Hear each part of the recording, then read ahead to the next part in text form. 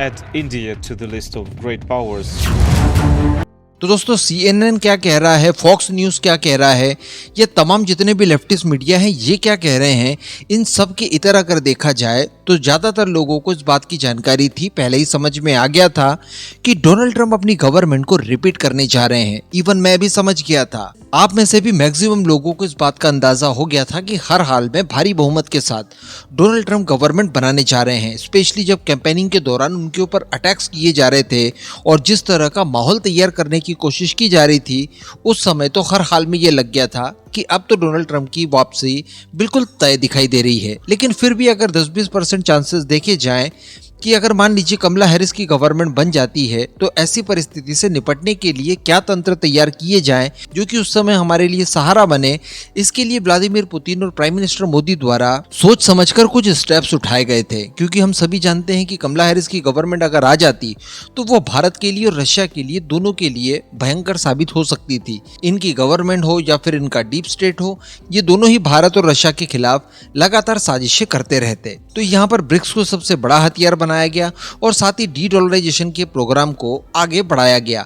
भारत इतना ज्यादा मुकर तो नहीं था, लेकिन चाइना और रशिया की बात की जाए तो ये कुछ ज्यादा ही मुकर थे इन सब मामलों को लेकर। और इसी का नतीजा देखने के लिए ये मिला कि सारे मतभेद भुलाकर चाइना और भारत द्वारा आपसी सहयोग को बढ़ाया गया और जितने भी मतभेद थे LAC के ऊपर, उनके निपटारे के लिए तैयारियां शुरू कर दी गई। ये सारी कुछ चीजें हमें देखने भर से ही समझ में आ रही थी। लेकिन अब चूंकि डोनाल्ड ट्रंप आ चुके हैं, अगर स्पेशली बात की जाए यहाँ पर, तो भारत और रशिया दोनों को ही यहाँ पर बड़ा रिलीफ मिलते हुए दिखाई दे रहा है। लेकिन चाइना को तो खैर अभी भी प्रॉब्लम्स हो सकती है, इवन पहले की तुलना में ज्यादा प्रॉब्लम्स होंगी। लेकिन अगर स्पेशली रशिया की भी बात की जाए तो देखिए, रशिया एक बार दूध का जला हुआ है, अब वो छाछ को भी फूंक कर पिएगा। रशिया को पता है कि देखिए अगले 4 साल तो कोई दिक्कत नहीं जाएगी, लेकिन जब 4 सालों के बाद दोबारा से इलेक्शन होते हैं और डेमोक्रेट्स वापसी कर लेते हैं, तब क्या होगा? या फिर उसके बाद जब अगला इलेक्शन होगा तब डेमोक्रेट्स वापसी कर लेते हैं, तब क्या होगा? अल्टीमेटली वही सारी चीजें होंगी जो अभी तक होती आई है। इसके अलावा डोनाल्ड ट्रंप भी अगर राष्ट्रपति बन गए हैं, तब भी बहुत ज्यादा चीजें रशिया के हित में नहीं हो सकती, क्योंकि अमेरिका के अंदर जो एंटी रशिया लहर है उन सबको हम लोग जानते हैं। अगर डोनाल्ड ट्रंप ब्लाइंडली रशिया को समर्थन देते जाएंगे, सारे सैंक्शंस वापस कर देंगे, जो उनका विदेशी मुद्रा भंडार सीज किया है उसे वापस लौटा देंगे, या फिर डॉलर वगैरह से ट्रेड करने की अनुमति दे दी जाएगी, डीजल पेट्रोल वगैरह चालू कर दिया जाएगा, स्विफ्ट कोड में वापस से शामिल करवा लिया जाएगा, तो इस तरह की अगर चीजें होंगी तो डोनाल्ड ट्रंप खुद ही अपने देश के लिए विलन बन जाएंगे। तो बहुत सारी चीजें उनके फेवर में नहीं हो पाएंगी। इसके अतिरिक्त डोनाल्ड ट्रंप देख रहे हैं कि जिस तरह से इस बार रिजल्ट आया है और उसके बाद भारत का रुझान वापस से जिस तरह से अमेरिका के पाले की तरफ जाते हुए दिखाई दे रहा है, ये रशिया के लिए दुखदायी हो सकता है। यानी जो काम जो बाइडेन भारत से दुश्मन रहकर नहीं करवा पाए, वो दोस्त होकर डोनाल्ड ट्रंप बड़ी आसानी से भारत से करवा सकते हैं। न केवल भारत की सभी डिफेंस डील्स पर आने वाले समय में अमेरिका अपना कब्जा जमा सकता है, जिससे रशिया को नुकसान होगा, बल्कि तेल वगैरह के लिए भी कोई अन्य विकल्प निकाल दे। ऐसी परिस्थिति में रशिया का काफी ज्यादा नुकसान हो सकता है। और रशिया की जो 2 मजबूत भुजाएं इस समय देखी जा रही है, एक भारत और एक चाइना के नाम पर, उसमें से एक शायद उतनी मजबूत रशिया के पास नहीं होगी। आप खुद नोटिस कीजिए, डोनाल्ड ट्रंप के कार्यकाल के दौरान भारत बहुत ज्यादा नजदीक था अमेरिका के, जबकि इसके ठीक विपरीत जो बाइडेन का कार्यकाल जब आया और जब आखिरी मोमेंट शुरू हुआ, स्पेशली रशिया यूक्रेन वॉर के बाद में, उस समय भारत अमेरिका का मजबूत पार्टनर तो था ऑन पेपर, लेकिन भारत उस समय काफी ज्यादा टिल्ट हो रहा था रशिया के पाले में। तो ये परिस्थितियां और ये सारे एडवांटेज वापस से बदल ना जाए, इस वजह से व्लादिमीर पुतिन द्वारा भी भारत को वापस से अपने पाले में करने के लिए या फिर अपने पाले में ही बनाए रखने के लिए तैयारियां शुरू कर दी गई हैं। जी हाँ, और अब रशिया द्वारा भारत के परिप्रेक्ष्य में कुछ ऐसी बातें कही जा रही है जिसे जानने के बाद आप डेफिनेटली बहुत खुश होंगे, क्योंकि इससे न केवल हमें ये लगेगा कि देखिए रशिया की नजरों में भारत और चाइना लगभग समान है, वो किसी तरह का कोई भेदभाव दोनों देशों के बीच में नहीं कर रहा है, इस बात को वो जता भी रहा है।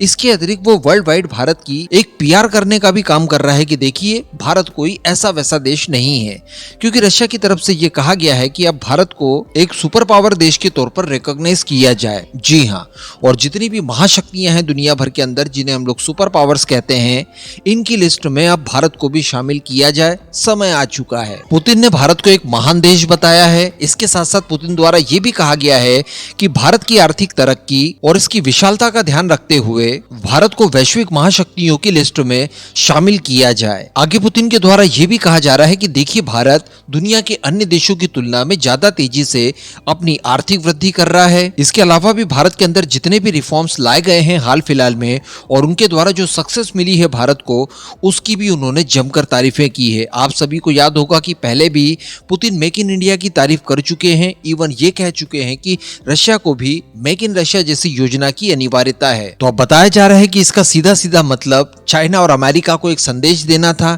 साथ ही भारत को यह एहसास कराने के लिए भी कहा गया है कि हम भी आपके लिए उतना ही महत्वपूर्ण देश हैं। इसके अलावा भी अगर एक हिडन मैसेज देखा जाए तो यहाँ पर पुतिन ने संभवतः इस बात को भी एड्रेस किया होगा कि देखिए, भारत ऐसा ना सोचिए कि अब तो जो बाइडेन चले जाएंगे, सारी परेशानियां दूर हो जाएंगी, डोनाल्ड ट्रंप आ जाएंगे और रशिया बिल्कुल पूरी तरह से फ्री हो जाएगा, तो शायद भारत के ऊपर रशिया इतना ध्यान न दे पाए। नहीं, हम आपकी आज भी उतनी ही चिंता करते हैं और उतने ही आपके करीबी मित्र बने हुए हैं। तो डेफिनेटली ये अमेरिका की नई गवर्नमेंट के लिए, साथ ही चाइना के लिए एक सेटबैक के तौर पर देखा जा सकता है, या चाइना को एक तरह का ये ताना भी हो सकता है कि देखिए, अभी चाइना द्वारा भारत के सामने झुका गया, अपनी सेना की वापसी के लिए वो मजबूर हो गया, भारत की सभी शर्तों को मान गया, जिसको लेकर चाइना खुद अपने ही घर में घिर गया। मैंने आपको एक वीडियो में बताया था कि चाइना के सोशल मीडिया हो या फिर ताइवान के सोशल मीडिया हो, वहां पर इस तरह की बातें कही जा रही है, मीम शेयर किए जा रहे हैं कि शी जिनपिंग ने लिटरली भारत को ट्रे में सजाकर सारी जमीनें वापस दे दी। तो यहाँ पर रशिया द्वारा ये भी एहसास कराया जा रहा हो चाइना को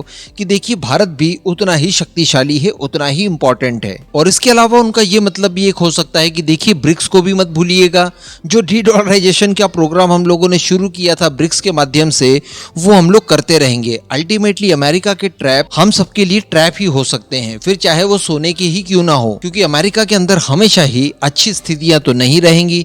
जब वापस पहले जैसी स्थितियां आएंगी तब फिर से हमें इन सारी चीजों की शुरुआत शुरू से करनी होगी। तो क्यों ना आज ही हम लोग अपना बेस मजबूत बनाकर रखें। अब उन्हें पता है कि चाइना तो ऐसा करने में काफी ज्यादा सक्षम है और वो करेगा ही करेगा, क्योंकि अमेरिका का अब वो ऑफिशियल डिक्लेयर बिल्कुल दुश्मन बन चुका है और डोनाल्ड ट्रंप के कार्यकाल में बहुत सारी बाधाएं उसके सामने आने वाली है। लेकिन भारत जैसे महत्वपूर्ण देश को भी अपने साथ रखा जाए ताकि ग्रुप और ज्यादा ताकतवर हो और ज्यादा से ज्यादा मजबूती के साथ इस क्षेत्र में काम किया जाए। तो सारी चीजें मैंने आपको बता दी, सारा उसका विश्लेषण बता दिया अपने हिसाब से। अब आपका क्या मानना है इस पूरे मुद्दे पर, नीचे कमेंट करके जरूर बताइएगा।